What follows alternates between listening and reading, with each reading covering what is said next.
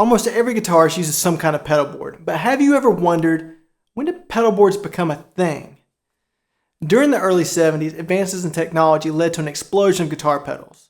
In 1972, a technician named Pete Cornish at Sound City, which was an instrument retailer in London, began building custom tour-proof pedal configurations for guitars, and the pedal board was born. While Cornish seems to be the first technician to build pedal boards, he was not the only one addressing the needs of working guitarists. In this video, I want to share the story how the pedal board evolved in America thanks to the partnership between a few world-class session guitarists and a talented technician. Let's go.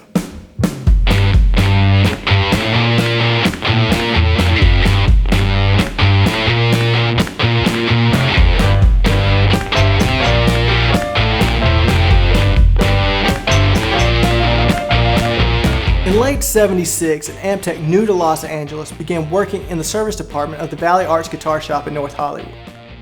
That technician's name was Paul Rivera. Much like the Sound City shop in London 10 years prior, the Valley Arts shop in North Hollywood served as a central hub for some of LA's top session guitarists at the time. Rivera's arrival would prove to be the final puzzle piece needed to transform the Valley Arts shop into an epicenter of development in guitar technology. Rivera's electrical engineering skills, in tandem with the needs of in-demand session guitars, would prove to be a recipe for innovation. Session guitarists like Dean Parks, Larry Carlton, and Jay Graydon were regulars at the Valley Arts shop in North Hollywood. These players, along with a few others, were among a handful of unsung musical contributors on countless hits recorded in LA. Easy guys, I put my pants on, just like the rest of you, one leg at a time. Except, once my pants are on, I make gold records. You see, during the mid-'70s, the recording industry was at the height of its powers. Major label recording budgets easily ranged into six figures for superstar artists, and this attracted the best musicians for hire to LA. These session players not only had to have the best chops, they also had to have the best tools of the trade. And if you were a player who could dial up the right sound and play the right part within one or two takes, this meant that you would likely get the callback for that producer's next big budget session. So this led to a sort of friendly arms race among session players to acquire the latest and greatest gear. These players quickly began adopting elaborate effects pedal setups to forge their own unique sound in hopes of becoming the next in-demand session player in town. So starting in '76, these players approached the staff of Valley Arts Guitar with a host of guitar rig related problems, and the task of devising creative solutions often fell to Paul Rivera. Here's Rivera talking on how it all came about. You know, what it was is I was in San Diego, and I would come up to Los Angeles, and I had made friends with Red Rhodes at Royal Amp Service on Cahuenga in Hollywood. And I wanted to move my business out of San Diego and come up to Hollywood because San Diego was a very small musician community, and I wanted to do a lot more things than what was going on down in San Diego. You stay classy, San Diego. So anyway, Red was very kind and said, hey, why don't you open up a shop inside, Royal Amp and, et cetera. So at that time, though, then I started meeting the Hollywood cats, and it really was three guys. It was Jay Graydon, it was Larry Carlton, it was Dean Parks. And then Lee Ritenour jumped in on it. And then when we started with a lot of other players, including Mitch Holder and Tim May, I met Tim in, I think it was 1976. He had just come out from, I believe it was Cincinnati, Ohio. And he started as a session cat. Tommy Tedesco took him under his wings. I can't say that Tommy was really the first one. It seems to me it was more like Jay. And I was also getting involved with Yamaha at the time because Jay Graydon was part of a program with Yamaha to get great cats with great sounds to teach Yamaha engineers what great amps sound like. So anyway, Yamaha asked me to be involved and start assisting them with developing amplifiers. So that's 1976. By that time, a lot of my modified amps had really started. It was quite a business. And when I moved to Valley Arts in the third quarter of '76, when I made my shop in Valley Arts Guitar. But in that time, I was still developing more and more amp mods, as well as mods for effects devices. and so on. So, like, for instance, Roland had a whole series of effects, and some of them sounded like they never had a guitar player ever play them because they were low impedance input, attenuating the highs, could barely make, any kind of great guitar sound. Now, the CE1 chorus was a perfect example of having a hard time going beyond unity gain and also having a lot of but the studio cats would come to me with their issues. I've got this Clockwork Eventide harmonizer and I want to use it with the amplifier. How do I interface it with the amplifier? How do I connect my CE1 with that harmonizer with a Delta Labs Echo?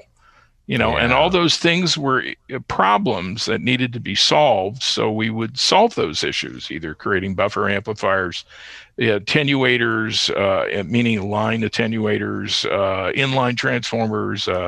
It just ranged the gamut. And the amp was the centerpiece of that.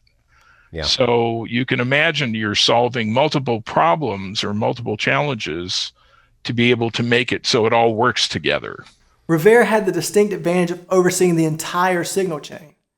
This means that it allowed him to maintain a quality standard since he had been given oversight of the entire audio path once it left the guitar. The spirit of collaboration between Rivera and the session players led to some truly unique innovations. So what did these early Rivera-designed pedal boards look like? Fortunately, I was able to find some pictures of several examples. I found these via the October 78 issue of Guitar Player magazine. They were part of a really great article titled Effects Racks of LA Studio Pros that was written by guitarist Lee Ritenour. The article details how Ritenour and fellow session guitarist Dennis Budimir hired 2 different techs to build out their setups for session work. The photos provide some of the best insights we have into the early history of American-built pedal boards. According to the article, these boards were built between 76 and 78. Not only is it fascinating to see what effects these players were using nearly 50 years ago, but it also offers us an in-depth look at some of the earliest pedal boards ever made. I want to take a closer look at Mitch Holder's board. Holder studied jazz guitar under Howard Roberts and has recorded with artists like Frank Sinatra, Dionne Warwick, Willie Nelson, Smokey Robinson, Joe Cocker, and Stevie Nicks, to name a few. Holder's pedal board is a great example of Rivera's pedal board builds during his time at Valley Arts. The board included a rehoused Roland Bebop fuzz, a modded MXR graphic EQ with LED and power jack added, a rehoused Dan Armstrong squeezer compressor, an ADA flanger, a Boss CE1 chorus, Mutron octave divider, a Mutron 3 envelope filter, a Mutron biphase phaser with foot controller that had the LEDs and power jack added, Crybaby wah with LED and power jack added, a Goodrich volume pedal, a Korg WT-10A chromatic tuner, an MXR Phase 90 with LED and power jack added, an MXR noise gate with LED and power jack added, and finally a Maestro EP3 Echoplex. Rivera's pedalboard solution included send and return loops to bring remotely located effects in and out of the signal path depending on that player's needs. The Echoplex probably made use of these loops on this particular board. Rivera also built custom power supplies to power all the pedals and buffers that he built for the pedalboard. 99% of pedals were either powered by battery or hardwired with a power cord at the time. There are also courtesy outlets added for effects that were hardwired for power. The battery-powered effects were modified with a female DIN jack to accept power via a power cord with a male DIN jack. It's also worth noting that indicator LEDs were added to several of the pedals. Almost every pedal has this feature today. Can you imagine being a guitarist back when it was cutting edge to get your pedal modded for what we considered entry-level features today? Rivera's solutions in some respects were more sophisticated out of the gate than what we see in Pete Cornish's early pedalboard solutions. However, Cornish's designs of switchable individual loops for each effect seems to be a point that Rivera and company never really made standard in the examples that I could find. It seems that the pedals on Rivera design boards were typically wired in series with a few send and return loops for larger outboard effects. Rivera used Mike Peterson of MPM&E to build the boards. Rivera would send Peterson drawings of the board that he would manufacture at his shop in San Diego. Rivera also drafted drawings for the cases and had the Anvil Case Company build the cases. The boards included wooden rails on the sides that would allow the board to slide into runners that were built into the case for secure travel. The cases also had large compartments designed to hold larger outboard effects like the Echoplex. And it wasn't just guitarists who were getting pedal boards built. Long before Instagram musicians were building pedal boards, upright bassist and cellist Vil Neidlinger was using his Rivera-built pedal board on Warner Brothers sessions in the late 70s. Neidlinger is best known for playing bass with jazz pianist Cecil Taylor, but he also had a lengthy session career and recorded with artists like Jean-Luc Ponty and Frank Zappa, Jerry Garcia and David Grisman, Ry Cooder, Frank Sinatra, and a whole host of others. It's super cool to see that working bassists were also adopting the use of pedal boards as early as '76. This board had a custom buffer preamp, a rehoused Dan Armstrong squeezer compressor, a master bypass loop to bypass all the effects, an MXR Dynacomp compressor, an MXR envelope filter, an MXR graphic EQ, an MXR flanger, an MXR phase 100, and also an MXR phase 90. And this is one of the only pedal boards with a distortion in the Ross distortion pedal. It also had a Mutron wah volume pedal. The Guitar Player article also mentioned another builder, Chris Foreman, who was a senior engineer and designer at Altec Lansing in the mid-70s. This is who Lee Ritenour convinced to build his effects setup. Foreman said that it was a tricky problem to approach because none of the pedal makers published specs on the input and output impedances of their pedals. Much like Rivera, Foreman ended up modding the battery-powered pedals to accept power via a power supply, and he designed a buffer amplifier to address signal loss. Let's take a quick glimpse at Ritenour's effects setup. This included a Maestro EP3 Echoplex, a Mutron biphase phaser, a Sony cassette player for playing back demos, Oberheim VCF, an MXR flanger, a Mutron octave divider, a Boss CE1 chorus, an MXR phase 90, an MXR envelope filter, a Vox wah, a Roland Bebop fuzz, and a Goodrich volume pedal. Just like we see a lot of certain brands on pedal boards today, brands like Mutron, MXR, and Roland appear to have been popular brands with these LA session guitars back in the mid-70s.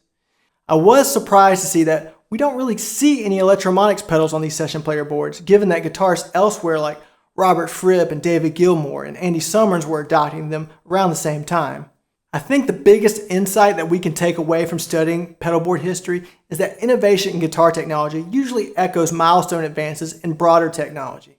The fuzz pedal was essentially a musical application of the transistor to recreate the sound of a happy accident in a recording studio. The explosion of guitar pedals during the 70s and early 80s came about as a musical exploration of integrated circuits, which were invented by Fairchild Semiconductor and Texas Instruments. Innovation in guitar technology usually presents itself in the form of collaboration between the player and the technician. If the history of the pedal board is any indicator, that collaboration usually takes place in a location that values and nurtures a vibrant music scene.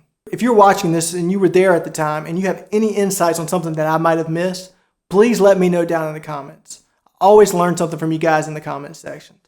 Plus, your comments help get these videos recommended to other viewers, which in turn helps me grow the channel. I really appreciate you taking the time to watch these videos. If you're not subscribed to the channel, I hope you'll consider leaving a thumbs up and subscribing. 97% of my viewers are not subscribed, and when viewers like you guys subscribe, it helps me get these videos in front of more eyes and in turn grow the channel. If you enjoyed this video, you might also like to know that Paul Rivera wasn't the only guy building pedal boards. I have a companion video about a tech in London around 1972 who stumbled into building guitar rigs for some of the biggest names in guitardom. If you want to continue down the pedal board history rabbit hole, you can click here. Thanks for watching. I'll catch you guys in the next video.